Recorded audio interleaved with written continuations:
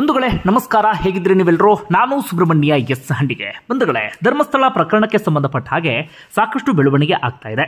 SIT ಅಂತಿಮ ವರದಿ ಬರುವವರೆಗೂ ಕೂಡ ಯಾವುದೇ ಸುದ್ದಿ ಬಂದರೂ ಎಲ್ಲವೂ ಊಹಾಪೋಹ, ಅಂತೆಕಂತೆ ಅಷ್ಟೇ. SIT ಅಂತಿಮ ವರದಿ ಬರುವವರೆಗೆ ನಾವೆಲ್ಲರೂ ಕೂಡ ಕಾಯಲೇಬೇಕಾಗಿದೆ. ಅದರ ನಡುವೆ ನಮ್ಮ ಕಣ್ಣಿಗೆ ಕಾಣುವ ರೀತಿಯಲ್ಲಿ ಬಹಿರಂಗವಾಗಿ ಏನೇನು ಬೆಳವಣಿಗೆ ಆಗ್ತಿದೆ ಈ ಪ್ರಕರಣಕ್ಕೆ ಸಂಬಂಧಪಟ್ಟ ಹಾಗೆ ಅದನ್ನು ಈ ವಿಡಿಯೋದಲ್ಲಿ ಗಮನಿಸ್ತಾ ಹೋಗೋಣ. ಮೊದಲಿಗೆ ಈ ಪ್ರಕರಣದ ಪ್ರಮುಖ ವ್ಯಕ್ತಿ ಅಂದರೆ ಅದು ಸಾಕ್ಷಿದಾರನಾಗಿ ಬಂದಂಥ ಚಿನ್ನಯ್ಯ. ಆತ ಆರಂಭದಲ್ಲಿ ಕೋರ್ಟ್ಗೆ ಹೋಗ್ತಾನೆ. ಅದಾದ ಬಳಿಕ ಧರ್ಮಸ್ಥಳ ಪೊಲೀಸ್ ಠಾಣೆಯಲ್ಲಿ FIR ದಾಖಲಾಗುತ್ತೆ. ನ್ಯಾಯಾಧೀಶರ ಮುಂದೆ 164 ಹೇಳಿಕೆಯನ್ನು ದಾಖಲಿಸ್ತಾನೆ. ಅದೇ ಆಧಾರದ ಮೇಲೆ SIT ರಚನೆ ಆಗುತ್ತೆ. ಎಕ್ಸಿಮೇಷನ್ ಪ್ರಕ್ರಿಯೆ ನಡೆಯುತ್ತೆ. ಅದಾದ ನಂತರದ ಬೆಳವಣಿಗೆಯನ್ನು ನೀವೆಲ್ಲರೂ ಕೂಡ ಗಮನಿಸಿದ್ದೀರಿ.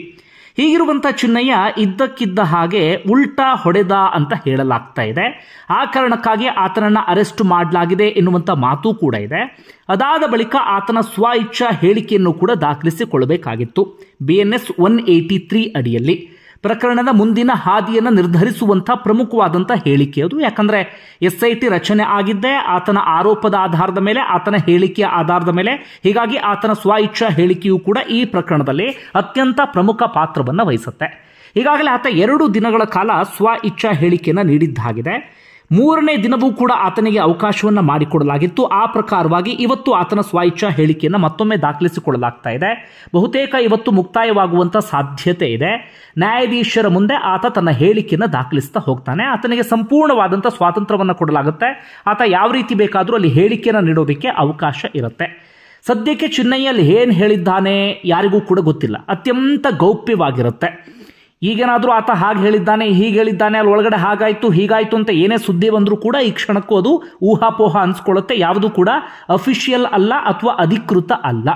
ಯಾವ ಕಾರಣಕ್ಕಾಗಿ ಅಂದರೆ ನಾನು ಮತ್ತೊಮ್ಮೆ ಹೇಳ್ತೀನಿ, ಅತ್ಯಂತ ಗೌಪ್ಯವಾಗಿ ಆತನ ಹೇಳಿಕೆಯನ್ನು ದಾಖಲಿಸಿಕೊಳ್ಳಲಾಗುತ್ತೆ. ಅತ್ಯಂತ ಗಂಭೀರ ಪ್ರಕರಣ, ಸೂಕ್ಷ್ಮ ಪ್ರಕರಣ, ಇಡೀ ದೇಶಾದ್ಯಂತ ಚರ್ಚೆ ಆಗ್ತಿರುವಂಥ ಪ್ರಕರಣ. ಹೀಗಾಗಿ ಇಲ್ಲಿ ಪ್ರತಿ ನಡೆಯನ್ನು ಕೂಡ ಬಹಳ ಸೂಕ್ಷ್ಮವಾಗಿ ನಾವೆಲ್ಲರೂ ಕೂಡ ಗಮನಿಸಬೇಕಾಗತ್ತೆ. ಹೀಗಾಗಿ ಗೌಪ್ಯವಾಗಿ ಆತನ ಹೇಳಿಕೆಯನ್ನು ದಾಖಲಿಸಿಕೊಳ್ಳಲಾಗಿದೆ. ಆತಲ್ಲಿ ಏನು ಹೇಳಿದ್ದಾನೆ ಗೊತ್ತಿಲ್ಲ. 164 ಸ್ಟೇಟ್ಮೆಂಟ್ ಕೊಟ್ಟಿದ್ನಲ್ಲ, ಅದೇ ರೀತಿಯಾಗಿ ಹೇಳಿದ್ದಾನೋ? ಅದಾದ ಬಳಿಕ ಆತ SIT ಅಧಿಕಾರಿಗಳ ಮುಂದೆ ಹೇಳಿಕೆಯನ್ನು ಬದಲಿಸಿದ್ದ ಎನ್ನುವಂಥ ಮಾತುಗಳು ಇದೆಯಲ್ಲ. ಅಂದರೆ 164 ಸ್ಟೇಟ್ಮೆಂಟ್ನಲ್ಲಿ ಬೇರೆ, ಅದಾದ ಬಳಿಕ SIT ಮುಂದೆ ಆತನ ಗೊಂದಲಕಾರಿ ಹೇಳಿಕೆ, ಬೇರೆ ರೀತಿಯಲ್ಲಿ ಹೇಳಿಕೆಯನ್ನು ಕೊಟ್ಟ ಅಂತೇಳಿ ಅದೊಂದು ಕನ್ಫರ್ಮೇ. ಯಾಕಂದರೆ ಹೈಕೋರ್ಟ್ನಲ್ಲಿ ವಿಚಾರಣೆಯ ಸಂದರ್ಭದಲ್ಲಿ SIT ಪರ ವಕೀಲರು ಅದನ್ನು ಹೇಳಿದರು. ಆತ ಗೊಂದಲಕಾರಿ ಹೇಳಿಕೆಯನ್ನು ಕೊಡ್ತಿದ್ದಾನೆ, ಆತ ಸುಳ್ಳು ಹೇಳ್ತಿದ್ದಾನೆ, ಹಾಗೆ ಹೀಗೆ ಅಂತೇಳಿ. ಹೀಗಾಗಿ ಚಿನ್ನಯ್ಯ ಹೇಳಿಕೆಯನ್ನು ಬದಲಿಸಿದ್ದಂತೂ ಕನ್ಫರ್ಮ್, ಅದರಲ್ಲಿ ಯಾವುದೇ ಅನುಮಾನವೂ ಕೂಡ ಇಲ್ಲ. ಹೀಗಾಗಿ ಆತ ಹೇಳಿಕೆಯನ್ನು ಬದಲಿಸಿದ್ನಲ್ಲ SIT ಮುಂದೆ, ಆ ರೀತಿಯಾಗಿ ಇಲ್ಲಿ ನ್ಯಾಯಾಧೀಶರ ಮುಂದೆ ಸ್ವ ಇಚ್ಛಾ ಹೇಳಿಕೆಯನ್ನು ಕೊಡ್ತಿದ್ದಾನೋ, ಏನು ಕಥೆಯೋ ಒಂದೂ ಕೂಡ ಗೊತ್ತಿಲ್ಲ. ಒಟ್ಟಾರೆ ಕಾದ್ ನೋಡೋಣ, ಮುಂದೆ ಅದೆಲ್ಲದಕ್ಕೆ ಸಂಬಂಧಪಟ್ಟ ಕ್ಲಾರಿಟಿ ಸಿಗುತ್ತೆ. ಮುಂದಿನ ಪ್ರಕ್ರಿಯೆಗಳು ಏನು ಅಂತ ಗಮನಿಸ್ತಾ ಹೋಗೋದಾದ್ರೆ, ಚಿನ್ನಯ್ಯನ ಹೇಳಿಕೆಗೆ ಸಂಬಂಧಪಟ್ಟ ಹಾಗೆ SIT ಅಧಿಕಾರಿಗಳು ದೃಢೀಕೃತವಾದಂಥ ಪ್ರತಿಯನ್ನು ತೆಗೆದುಕೊಳ್ತಾರೆ. ಅಫಿಷಿಯಲ್ ಆಗಿ ಅವರು ನ್ಯಾಯಾಧೀಶರಿಂದ ಅಂದರೆ ಕೋರ್ಟಿಂದಲೇ ಅವರು ಆತನ ಹೇಳಿಕೆಯ ಪ್ರತಿಯನ್ನು ತೆಗೆದುಕೊಳ್ತಾರೆ. ಅದಾದ ಬಳಿಕ ಆತ SIT ಮುಂದೆ ಹೇಳಿಕೆಯನ್ನು ಕೊಟ್ಟಿದ್ನಲ್ಲ, ಅದರಲ್ಲಕ್ಕೂ ಇದಕ್ಕೂ ತಾಳೆ ಹಾಕಿ ನೋಡ್ತಾರೆ. ಏನಾದರೂ ವ್ಯತ್ಯಾಸ ಕಂಡು ಬರ್ತಿದೆಯಾ, ಏನು ಎತ್ತ ಅಂತ ಹೇಳಿ. ಅದರ ಆಧಾರದ ಮೇಲೆ ಮುಂದಿನ ತನಿಖೆಯನ್ನು ಮುಂದುವರಿಸ್ತಾರೆ, ಏನು ಎತ್ತ ಅಂತ ಹೇಳಿ. ಹೀಗಾಗಿ ಸೋಮವಾರದಿಂದ ಈ ಪ್ರಕರಣಕ್ಕೆ ಇನ್ನಷ್ಟು ಚುರುಕು ಸಿಗುವಂಥ ಸಾಧ್ಯತೆ ಇದೆ. ಸಹಜವಾಗಿ ಕುತೂಹಲ ಇದ್ದೇ ಇದೆ. ಮುಂದೆ ಈ ಪ್ರಕರಣ ಯಾವ ದಿಕ್ಕಿನಲ್ಲಿ ಸಾಗುತ್ತೆ, ಏನು ಎತ್ತ ಅಂತ ಹೇಳಿ ನೋಡೋಣ, ಇದು ಎಲ್ಲಿವರೆಗೆ ಹೋಗಿ ನಿಲ್ಲುತ್ತೆ ಅಂತ ಹೇಳಿ. ಇನ್ನೊಂದು ಮುಂದಿನ ವಿಚಾರ ಅಂದರೆ, ಅದರ ನಡುವೆ ಕೇಳಿ ಬರ್ತಿದ್ದಂಥ ಮಾತು ಅಂದರೆ SIT ಇಲ್ಲಿಗೆ ಮುಗ್ದು ಹೋಗಿಬಿಡುತ್ತೆ. SITಗೆ ಸದ್ಯಕ್ಕೆ ಏನೂ ಕೂಡ ಸಿಕ್ಕಿಲ್ಲ ಈ ಪ್ರಕರಣಕ್ಕೆ ಸಂಬಂಧಪಟ್ಟ ಹಾಗೆ ಹೀಗೆ ಅಂತ ಒಂದಷ್ಟು ಚರ್ಚೆಗಳೆಲ್ಲವೂ ಕೂಡ ಮಾಧ್ಯಮ ಸೇರಿದಂತೆ, ಸೋಷಿಯಲ್ ಮೀಡಿಯಾ ಸೇರಿದಂತೆ ಬೇರೆ ಬೇರೆ ಕಡೆಗಳಲ್ಲಿ ನಡೀತಾನೆ ಇತ್ತು. ಅದೇ ವಿಚಾರಕ್ಕೆ ಸಂಬಂಧಪಟ್ಟ ಹಾಗೆ ಪ್ರಜಾವಾಣಿ ಪತ್ರಿಕೆಯಲ್ಲಿ ವರದಿಯನ್ನು ಬಿತ್ತರಿಸಿದ್ದಾರೆ. ಏನಂದರೆ, ಧರ್ಮಸ್ಥಳ ಪ್ರಕರಣಕ್ಕೆ ಸಂಬಂಧಿಸಿದಂತೆ ರಚಿಸಿರುವಂಥ SIT ತನಿಖೆಯನ್ನು ಮುಂದುವರಿಸಲು ಗುರುವಾರ ನಡೆದ ಸಂಪುಟ ಸಭೆಯಲ್ಲಿ, ಅಂದರೆ ಮೊನ್ನೆ ಗುರುವಾರ ನಡೆದ ಸಂಪುಟ ಸಭೆಯಲ್ಲಿ ಒಮ್ಮತದ ತೀರ್ಮಾನ ಕೈಗೊಳ್ಳಲಾಗಿದೆ. SIT ತನಿಖೆಯನ್ನು ನಿಲ್ಲಿಸಲಾಗುತ್ತೆ ಅಂತ ಕೆಲವು ಸುದ್ದಿವಾಹಿನಿಗಳಲ್ಲಿ ವರದಿ ಪ್ರಸಾರವಾಗಿರುವ ಬಗ್ಗೆ ಸಂಪುಟದಲ್ಲಿ ಅನೌಪಚಾರಿಕವಾಗಿ ಚರ್ಚೆ ನಡೆಯಿತು. ಅಂತಹ ಪ್ರಸ್ತಾವನೆ ಸರ್ಕಾರದ ಮುಂದಿಲ್ಲ. ಈ ಹಂತದಲ್ಲಿ SIT ನಿಲ್ಲಿಸುವುದು ತಪ್ಪು ಸಂದೇಶಕ್ಕೆ ಕಾರಣವಾಗುತ್ತೆ, ಸರ್ಕಾರದ ಮೇಲೆಯೂ ಅನುಮಾನಗಳಿಗೆ ಕಾರಣ ಆಗುತ್ತೆ ಎನ್ನುವಂಥ ಅಭಿಪ್ರಾಯ ಸಭೆಯಲ್ಲಿ ವ್ಯಕ್ತವಾಯಿತು ಅಂತ ಮೂಲಗಳು ಹೇಳಿವೆ. ಈ ರೀತಿಯಾಗಿ ಪ್ರಜಾವಾಣಿ ಪತ್ರಿಕೆಯಲ್ಲಿ ವರದಿಯನ್ನು ಬಿತ್ತರಿಸಲಾಗಿದೆ. ಈ ವರದಿಯ ಪ್ರಕಾರವಾಗಿ SIT ತನಿಖೆ ಮುಂದುವರಿಯುವ ರೀತಿಯಲ್ಲಿ ಕಾಣಿಸ್ತಾ ಇದೆ. ಇದನ್ನೊಂದು ತಾರ್ಕಿಕ ಅಂತ್ಯಕ್ಕೆ ಕೊಂಡೊಯ್ಯುವ ರೀತಿಯಲ್ಲೂ ಕೂಡ ಕಾಣಿಸ್ತಾ ಇದೆ. ಆ ತಾರ್ಕಿಕ ಅಂತ್ಯ ಏನು ಎತ್ತ ಅನ್ನೋದನ್ನು ಕೂಡ ನಾವೆಲ್ಲರೂ ಕೂಡ ಕಾದು ನೋಡೋಣ. ಸದ್ಯ ಗೃಹ ಸಚಿವರಾಗಿರುವಂತಹ ಪರಮೇಶ್ವರ್, ಸಿಎಂ ಎಲ್ಲರ ಹೇಳಿಕೆಯೂ ಕೂಡ ಅದಕ್ಕೆ ಪೂರಕ ಎನ್ನುವ ರೀತಿಯಲ್ಲೇ ಇದೆ.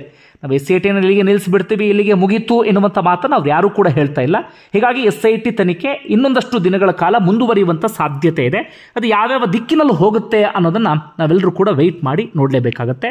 ಇನ್ನೊಂದು ಕಡೆಯಿಂದ ಚಿನ್ನಯ್ಯನ ಸರಣಿ ವಿಡಿಯೋಗಳು ರಿಲೀಸ್ ಆಗ್ತಾನೆ ಇದ್ದಾವೆ. ಆತ ಆರಂಭದಲ್ಲಿ ಮಹೇಶ್ ಶೆಟ್ಟಿ ತಿಮ್ರೋಡಿ ಅವರ ಮುಂದೆ ಬಂದು ಹೇಳಿದಂಥ ಹೇಳಿಕೆ, ಅಲ್ಲಿ ಆತನನ್ನು ಯಾರೋ ಒತ್ತಾಯಪೂರ್ವಕವಾಗಿ ಹೇಳಿಸಿದ್ದಾರೆ, ಆತನ ಮೂಲಕ ಸುಳ್ಳು ಹೇಳಿಸಿದ್ದಾರೆ ಅಂತ ಯಾವ ಕಾರಣಕ್ಕೂ ಕೂಡ ಅನಿಸ್ತಾ ಇಲ್ಲ. ಆ ಹೇಳಿಕೆಯನ್ನ ನೀಟಾಗಿ ಗಮನಿಸಿದಂಥವ್ರಿಗೆ ಬಹಳ ಸ್ಪಷ್ಟವಾಗಿ ಗೊತ್ತಾಗುತ್ತೆ, ಸ್ವತಃ ಆತನೇ ಬಂದು ಅಲ್ಲಿ ಎಲ್ಲವನ್ನೂ ಕೂಡ ಹೇಳ್ಕೊಂಡು ಹೋಗಿದ್ದಾನೆ ಅಂತ. ಅದರ ನಡುವೆ ಆತ 164 ಸ್ಟೇಟ್ಮೆಂಟನ್ನು ಕೊಟ್ಟಾಗಿ ಅದಾದ ಬಳಿಕ SIT ಮುಂದೆ ತನ್ನ ಹೇಳಿಕೆಯನ್ನು ಬದಲಿಸಿದ್ಯಾಕೆ, ಆತ ಉಲ್ಟಾ ಹೊಡೆದಿದ್ಯಾಕೆ, ಅದರ ನಡುವೆ ಏನಾಯಿತು ಅದು ಯಾವುದೂ ಕೂಡ ಗೊತ್ತಿಲ್ಲ. ಹಾಗೇನಾದರೂ ಆತ ಉಲ್ಟಾ ಹೊಡೆದಿದ್ದು ಹೌದು ಅಂತಾದರೆ ಅದು ಕೂಡ SIT ತನಿಖೆಯಲ್ಲಿ ಹೊರಗಡೆ ಬರುತ್ತೆ. ಅದೇನು ಬಹಳ ದಿನ ಇಲ್ಲ ಬಿಡಿ. ಇದರ ನಡುವೆ ಮತ್ತೊಂದು ಸುದ್ದಿ ವಿಪರೀತ ಸದ್ದು ಮಾಡಿತ್ತು. ಅದು ಸುಪ್ರೀಂ ಕೋರ್ಟ್ನ PALಗೆ ಸಂಬಂಧಪಟ್ಟ ಹಾಗೆ. ಏನು ವರದಿ ಆಗ್ತಿತ್ತು ಅಂದರೆ, ಸುಪ್ರೀಂ ಕೋರ್ಟ್ಗೆ ಮೊದಲೇ PALನ ಹಾಕಲಾಗಿತ್ತು. ಆ PALನ ಸುಪ್ರೀಂ ಕೋರ್ಟ್ ವಜಾಗೊಳಿಸಿತ್ತು. ಆದರೆ ಅದನ್ನು ಮುಚ್ಚಿಟ್ಟು SIT ರಚನೆಗೆ ಒತ್ತಾಯಿಸಲಾಯಿತು. SITಯು ಕೂಡ ಆನಂತರ ರಚನೆ ಆಯಿತು ಎನ್ನುವಂಥ ಸುದ್ದಿಯೆಲ್ಲವೂ ಕೂಡ ವಿಪರೀತ ಸದ್ದು ಮಾಡ್ತಾ ಇತ್ತು. ನೀವೆಲ್ಲರೂ ಕೂಡ ಗಮನಿಸಿದ್ರಿ. ಅದರ ವಾಸ್ತವ ವಿಚಾರ ಏನು, ಅಸಲಿ ವಿಚಾರ ಏನು ಅಂತ ಗಮನಿಸ್ತಾ ಹೋಗೋದಾದ್ರೆ, ಸುಪ್ರೀಂ ಕೋರ್ಟ್ಗೆ ರಿಟ್ ಅರ್ಜಿ ಸಲ್ಲಿಸಿದ್ದು ಹೊಸ ವಿಚಾರ ಅಲ್ವೇ ಅಲ್ಲ. ರಿಟ್ ಅರ್ಜಿ ಸಲ್ಲಿಸಿದ್ರು ಅನ್ನೋದು ಪ್ರತಿಯೊಬ್ಬರಿಗೂ ಕೂಡ ಗೊತ್ತಿತ್ತು. ಆರಂಭದ ದಿನಗಳಲ್ಲೇ ವಿಪರೀತ ಚರ್ಚೆ ಆಗಿತ್ತು. ಸುಪ್ರೀಂ ಕೋರ್ಟ್ಗೆ ಈಗಾಗಲೇ ರಿಟ್ ಅರ್ಜಿ ಸಲ್ಲಿಸಲಾಗಿದೆ. ಅದಾದ ಬಳಿಕ ಬಂದು ಇಲ್ಲಿ ಧರ್ಮಸ್ಥಳ ಪೊಲೀಸ್ ಠಾಣೆಯಲ್ಲಿ FIR ಅನ್ನು ದಾಖಲಿಸಲಾಗಿದೆ ಅಂತ ಹೇಳಿ.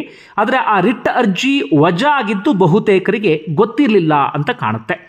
ಈಗ ಇರುವಂಥ ಸುದ್ದಿ ಏನು ಅಂತ ಗಮನಿಸ್ತಾ ಹೋಗೋದಾದ್ರೆ, ಅಂದರೆ ಸುಪ್ರೀಂ ಕೋರ್ಟ್ಗೆ ಅರ್ಜಿ ಹಾಕಿದಾಗ ಏನಾಯಿತು ಅನ್ನೋದಾದ್ರೆ, ಸುಪ್ರೀಂ ಕೋರ್ಟ್ನ BB ನಾಗರತ್ನ ಅವರು, ಕರ್ನಾಟಕ ಮೂಲದ ಜಡ್ಜ್ ಅವರು, ಅವರಲ್ಲಿ ಅಭಿಪ್ರಾಯವನ್ನು ವ್ಯಕ್ತಪಡಿಸ್ತಾ ಹೋಗ್ತಾರೆ. ಈ ಪ್ರಕರಣ ಹೆಚ್ಚು ಕಡಿಮೆ 20 ವರ್ಷದ ಹಳೆಯ ಪ್ರಕರಣ. 95ರಿಂದ 2004 ನಡುವೆ ಆದಂಥ ಪ್ರಕರಣ. ಆದರೆ 2025ರಲ್ಲಿ ರಿಟ್ ಅರ್ಜಿಯನ್ನು ಸಲ್ಲಿಸಲಾಗಿದೆ. ಅಂದರೆ ರಿಟ್ ಅರ್ಜಿಯನ್ನು ಸಲ್ಲಿಸೋದಕ್ಕೆ ತುಂಬಾನೇ ವಿಳಂಬ ಆಗಿದೆ. ಜೊತೆಗೆ ಸ್ಥಳೀಯ ಪೊಲೀಸ್ ಠಾಣೆಯಲ್ಲೂ ಕೂಡ ದೂರು ದಾಖಲಾಗಿಲ್ಲ, FIR ದಾಖಲಾಗಿಲ್ಲ. ಕೋರ್ಟ್ಗೂ ಕೂಡ, ಅಂದರೆ ಕೆಳ ಹಂತದ ನ್ಯಾಯಾಲಯ, ಹೈಕೋರ್ಟ್, ಅದ್ಯಾವುದಕ್ಕೂ ಕೂಡ ನೀವು ಅರ್ಜಿ ಸಲ್ಲಿಸಿಲ್ಲ. ನೇರವಾಗಿ ಸುಪ್ರೀಂ ಕೋರ್ಟ್ಗೆ ಬರೋದು ಎಷ್ಟರ ಮಟ್ಟಿಗೆ ಸರಿ ಎನ್ನುವ ರೀತಿಯಲ್ಲಿ ಅವರು ಪ್ರಶ್ನೆಯನ್ನ ಮಾಡ್ತಾರೆ. ಅದೇ ರೀತಿಯಾಗಿ ಇನ್ನೊಂದು ಅಭಿಪ್ರಾಯವನ್ನು ವ್ಯಕ್ತಪಡಿಸ್ತಾರೆ. ಅದೇ ಬಹಳ ಚರ್ಚೆ ಆಗ್ತಿರೋದು. ಅವ್ರು ಹೇಳ್ತಾ ಹೋಗ್ತಾರೆ, ಇದೊಂದು ಪಬ್ಲಿಸಿಟಿ ಅರ್ಜಿ, ಪೊಲಿಟಿಕಲ್ ಅರ್ಜಿ, ಪೈಸಾ ಇಂಟ್ರೆಸ್ಟ್ ಅರ್ಜಿ ಎನ್ನುವ ರೀತಿಯಲ್ಲಿ ಅವರ ಅಭಿಪ್ರಾಯವನ್ನು ವ್ಯಕ್ತಪಡಿಸಿ ಅದಾದ ಬಳಿಕ ಆ ಅರ್ಜಿಯನ್ನ ವಜಾಗೊಳಿಸ್ತಾರೆ. ಹಾಗೆ ನಾವೆಲ್ಲರೂ ಗಮನಿಸಬೇಕಾಗಿರುವಂಥ ವಿಚಾರ ಅಂದರೆ, ಈ ಪಬ್ಲಿಕ್ ಇಂಟ್ರೆಸ್ಟ್ ಲಿಟಿಗೇಷನ್, ಸಾರ್ವಜನಿಕ ಹಿತಾಸಕ್ತಿ ಅರ್ಜಿ ಅಂತ ಏನು ಕರಿತೀವಿ, ಈ ಅರ್ಜಿಯ ಬಗ್ಗೆ ನಾಗರತ್ನ ಅವರು, ಅಂದರೆ ಜಡ್ಜ್ ಆಗಿರುವಂಥ ನಾಗರತ್ನ ಅವರು ಈ ರೀತಿಯಾದಂಥ ಅಭಿಪ್ರಾಯವನ್ನು ವ್ಯಕ್ತಪಡಿಸಿದ್ದು ಪ್ರಪ್ರಥಮ ಬಾರಿಗೆ ಅಲ್ಲ. ಅವರು PAL ಬಗ್ಗೆ ಹಿಂದೆ ಒಂದು ಕಾರ್ಯಕ್ರಮದಲ್ಲಿ ಮಾತನಾಡಿದಂಥ ವಿಡಿಯೋ ಕೂಡ ಈಗ ಸಿಕ್ಕಾಪಟ್ಟೆ ವೈರಲ್ ಆಗ್ತಾ ಇದೆ. ಆ ಸಂದರ್ಭದಲ್ಲೂ ಕೂಡ ಅವರು PALಗೆ ಸಂಬಂಧಪಟ್ಟ ಹಾಗೆ ಅದೇ ರೀತಿಯಾಗಿ ಹೇಳಿಕೆಯನ್ನು ಕೊಟ್ಟಿದ್ರು. ಅಂದರೆ ಪರ್ಟಿಕ್ಯುಲರ್ ಆಗಿ ಈ ಪ್ರಕರಣಕ್ಕೆ ಸಂಬಂಧಪಟ್ಟ ಹಾಗೆ ಇದು ಪೈಸಾ ವಸೂಲು, ಪೊಲಿಟಿಕಲ್ ಅಂತ ಹೇಳಿಲ್ಲ. ಓವರ್ ಆಲ್ PAL ಅಂದಾಗಲೇ ಅವರು ಈ ರೀತಿಯಾದಂಥ ಒಂದು ಅಭಿಪ್ರಾಯವನ್ನ ಮುಂಚೆನೆ ವ್ಯಕ್ತಪಡಿಸಿದ್ರು. PIL, if I may say, was a virtuous weapon in the hands of the weak, but now it is losing its virtuousness. PIL, if I may say in a very colloquial way, it is either paisa interest litigation, publicity interest litigation, private interest litigation, but where is the real public interest litigation nowadays? ಹಾಗೆ ಇದೇ ವಿಚಾರಕ್ಕೆ ಸಂಬಂಧಪಟ್ಟ ಹಾಗೆ ಅರ್ಜಿಯನ್ನು ಹಾಕಿದಂಥ supreme court ವಕೀಲರಾಗಿರುವಂಥ KV Dhananjaya ಅವರು ಕೂಡ ಸ್ಪಷ್ಟನೆಯನ್ನು ಕೊಟ್ಟಿದ್ದಾರೆ. ಅವರಲ್ಲಿ ಹೇಳ್ತಾ ಹೋಗ್ತಾರೆ, ವಿಳಂಬ ಆದಂಥ ಕಾರಣಕ್ಕಾಗಿ, FIR ಆಗದಂತಹ ಕಾರಣಕ್ಕಾಗಿ ಕೇಸ್ ಮೆರಿಟ್ ಬಗ್ಗೆ ಏನೂ ಹೇಳದೆ ಅರ್ಜಿಯನ್ನು ವಜಾಗೊಳಿಸಲಾಗಿದೆ ಅಂತ. ನಾವಿಲ್ಲಿ ಅರ್ಥ ಮಾಡ್ಕೊಳ್ಬೇಕಾಗಿರುವಂಥ ವಿಚಾರ ಅಂದರೆ, PAL ಹಾಕಿದಂಥ ಸಂದರ್ಭದಲ್ಲಿ ಕೇಸ್ ಮೆರಿಟ್ ಬಗ್ಗೆ, ಅಂದರೆ ಕೇಸಿನ ಸಾರಾಂಶದ ಬಗ್ಗೆ ಯಾವುದೇ ಚರ್ಚೆಯೂ ಕೂಡ ಆಗಿಲ್ಲ. ಈ ಅರ್ಜಿಯಲ್ಲಿ ಇರುವಂಥ ವಿಚಾರಗಳು ಸುಳ್ಳು ಅಥವಾ ಇದು ಸತ್ಯ, ಇದು ತಪ್ಪು ಅಥವಾ ಇದು ಸರಿ, ಯಾವ ವಿಚಾರಗಳು ಕೂಡ ಚರ್ಚೆಗೆ ಬಂದಿಲ್ಲ. ಆ ವಿಚಾರಗಳಿಗೆ ಸಂಬಂಧಪಟ್ಟ ಹಾಗೆ ಅಲ್ಲಿ ವಾದ ಪ್ರತಿವಾದ ಅಂಥದ್ದೇನೂ ಕೂಡ ನಡೆದಿಲ್ಲ. ನೇರವಾಗಿ ಗಮನಿಸಿರುವಂಥ ವಿಚಾರ ಅಂದರೆ, FIR ಆಗಿಲ್ಲ, ಕೆಳಹಂತದ ಕೋರ್ಟ್ಗೂ ಕೂಡ ಹೋಗಿಲ್ಲ, ಜೊತೆಗೆ ಹಳೆಯ ಪ್ರಕರಣ, ಇದು ಹೇಗೆ ನೀವು ಅರ್ಜಿ ಸಲ್ಲಿಸೋದಕ್ಕೆ ಸಾಧ್ಯ ಆಗುತ್ತೆ ಎನ್ನುವ ರೀತಿಯಲ್ಲಿ ಪ್ರಶ್ನೆ ಮಾಡಲಾಗಿದೆ ಹೊರತಾಗಿ ಕೋರ್ಟ್ ಎಲ್ಲೂ ಕೂಡ ನಿಮ್ಮ ಈ ಅರ್ಜಿಯ ಸುಳ್ಳು, ನಿಮ್ಮ ಆರೋಪವೇ ಸುಳ್ಳು ಅಂತ ಎಲ್ಲೂ ಕೂಡ ಹೇಳಿಲ್ಲ. ಆದರೆ ಬೇರೆ ಬೇರೆ ಕಡೆಗಳಲ್ಲಿ ಆ ರೀತಿಯಾಗಿ ಸಾಕಷ್ಟು ಚರ್ಚೆ ಎಲ್ಲವೂ ಕೂಡ ಆಯಿತು ಬಿಡಿ. ಅದರ ಆಚೆಗೆ ಇನ್ನೊಂದು ಪ್ರಶ್ನೆ ಅಂದರೆ, ಇದರಲ್ಲಿ ಮುಚ್ಚಿಡೋದು ಜೊತೆಗೆ SIT ರಚನೆ ಇದಕ್ಕೂ ಸಂಬಂಧವೇ ಇಲ್ಲ. ಅಂದರೆ SIT ರಚನೆ ಆಗಿದ್ದು ಯಾವ ಆಧಾರದ ಮೇಲೆ ಅಂದರೆ ಆತನ ಆರೋಪದ ಆಧಾರದ ಮೇಲೆ. ಆತ ಆರೋಪ ಮಾಡಿದ್ದ, ಅದಕ್ಕೂ ಮುನ್ನ ಸ್ಥಳೀಯ ಪೊಲೀಸ್ ಠಾಣೆಯಲ್ಲಿ FIR ಆಗಿತ್ತು, ನ್ಯಾಯಾಧೀಶರ ಮುಂದೆ 164 ಸ್ಟೇಟ್ಮೆಂಟನ್ನು ಕೂಡ ಕೊಟ್ಟಿದ್ದ. ಸುಪ್ರೀಂ ಕೋರ್ಟ್ನಲ್ಲಿ ಆಗಿರೋದೇನು PL ವಜಾ ಅಷ್ಟೇ. ಅಲ್ಲಿ ಈ ಆರೋಪಕ್ಕೆ ಸಂಬಂಧಪಟ್ಟ ಹಾಗೆ ಸುಪ್ರೀಂ ಕೋರ್ಟ್ ಏನನ್ನೂ ಕೂಡ ಹೇಳಿಲ್ಲ. ಅಥವಾ ಸುಪ್ರೀಂ ಕೋರ್ಟ್ ಇದು ತನಿಖೆ ಆಗಬಾರ್ದು, ಅಥವಾ FIR ಆಗಬಾರ್ದು, ಅಥವಾ SIT ರಚನೆ ಆಗಬಾರ್ದು, ಏನೂ ಕೂಡ ಹೇಳಿಲ್ಲ. ಸುಪ್ರೀಂ ಕೋರ್ಟ್ ಹೇಳಿದ್ರೆ FIR ಆಗಿಲ್ವಲ್ಲ ಅಂತೇಳಿ. ಆ ಕಾರಣಕ್ಕಾಗಿ ಅದಾದ ಬಳಿಕ ಧರ್ಮಸ್ಥಳ ಪೊಲೀಸ್ ಠಾಣೆಯಲ್ಲಿ FIR ಆಯಿತು. ಅದನ್ನು ನಾವೆಲ್ಲರೂ ಕೂಡ ಗಮನಿಸಬೇಕು. ಇದೇ ವಿಚಾರಕ್ಕೆ ಸಂಬಂಧಪಟ್ಟ ಹಾಗೆ ಮಾಧ್ಯಮಗಳು ಸುಪ್ರೀಂ ಕೋರ್ಟ್ನ ಈ ಆದೇಶವನ್ನು ತಿರುಚಿವೆ ಅಂತ ಹೇಳಿ ವಕೀಲರೊಬ್ಬರು ಸುಪ್ರೀಂ ಕೋರ್ಟ್ನ ಮುಖ್ಯ ನ್ಯಾಯಮೂರ್ತಿಗಳಿಗೆ ಈಗಾಗಲೇ ಪತ್ರವನ್ನು ಕೂಡ ಬರೆದಿದ್ದಾರೆ. ಇದೆಷ್ಟರ ಮಟ್ಟಿಗೆ ಸರಿ ಎನ್ನುವ ರೀತಿಯಲ್ಲೂ ಕೂಡ ಅವರು ಸುಪ್ರೀಂ ಕೋರ್ಟ್ನಲ್ಲಿ ಪ್ರಶ್ನೆಯನ್ನು ಮಾಡಿದ್ದಾರೆ. ಇದು ಮತ್ತೊಂದು ಬೆಳವಣಿಗೆ PLಗೆ ಸಂಬಂಧಪಟ್ಟ ಹಾಗೆ. ಅದರ ಆಚೆಗೆ ಈ ಎಲ್ಲ ಪ್ರಕರಣಗಳಿಗೆ ಸಂಬಂಧಪಟ್ಟ ಹಾಗೆ ಧರ್ಮಾಧಿಕಾರಿ ವೀರೇಂದ್ರ ಹೆಗ್ಡೆ ಅವರು ಕೂಡ ಮಾತಾಡಿದ್ದಾರೆ.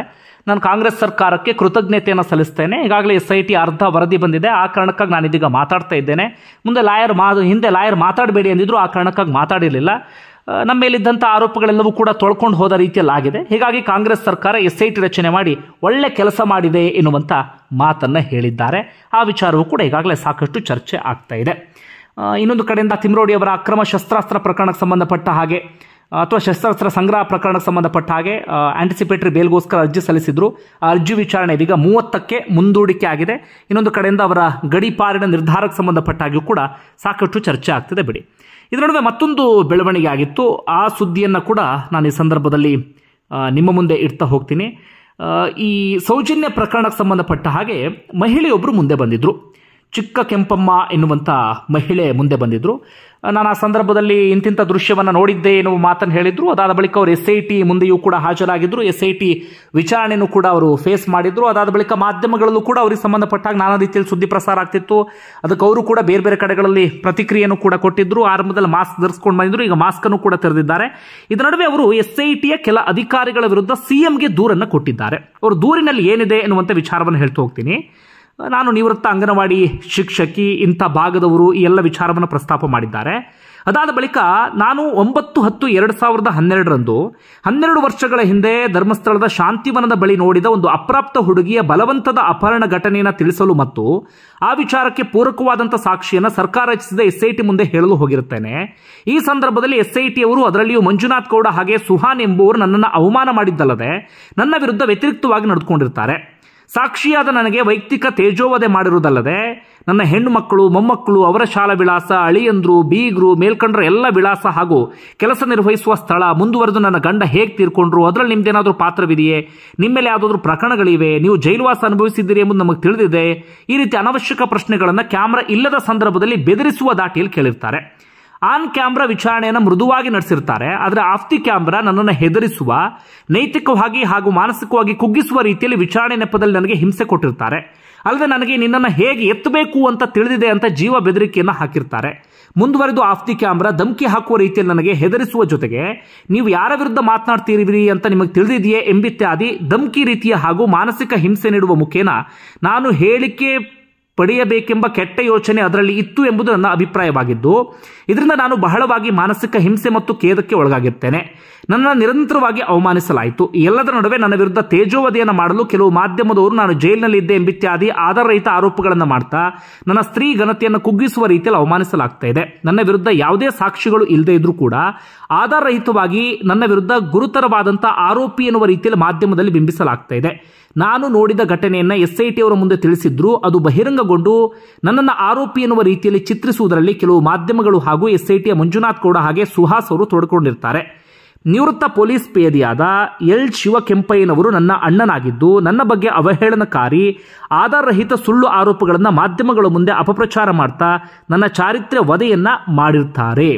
ಹೀಗೆ ಒಂದಷ್ಟು ವಿಚಾರಗಳನ್ನು ಅವರು ಪ್ರಸ್ತಾಪ ಮಾಡ್ಕೊಂಡು ಹೋಗಿದ್ದಾರೆ. ಅದೇ ರೀತಿಯಾಗಿ ನಾನು ಒಂದು ಸರ್ಕಾರಿ ಹುದ್ದೆಯಲ್ಲಿದ್ದವಳು, ಜವಾಬ್ದಾರಿ ನಡೆ ನನಗೂ ಕೂಡ ತಿಳಿದಿರುತ್ತೆ, ಜೊತೆಗೆ ನಾನು ನೋಡಿದ್ದನ್ನು ಸಾಕ್ಷಿಯ ರೂಪದಲ್ಲಿ ಹೇಳಿದ್ದೇನೆ, ಈ ರೀತಿಯಾಗಿ ಎಲ್ಲವನ್ನೂ ಕೂಡ ಹೇಳ್ಕೊಂಡು ಹೋಗಿದ್ದಾರೆ. ಅದೇ ರೀತಿಯಾಗಿ ಕೊನೆಯದಾಗಿ ಈ ನನ್ನ ಘನತೆಯನ್ನು ಕುಗ್ಗಿಸ್ತಾ ಮೇಲ್ಕಂಡ ವ್ಯಕ್ತಿಗಳ ಹಾಗೂ ಮಾಧ್ಯಮಗಳ ವಿರುದ್ಧ ಸೂಕ್ತ ಕ್ರಮ ಕೈಗೊಳ್ಳಬೇಕಂತ ಕೇಳ್ಕೊಳ್ತೇನೆ.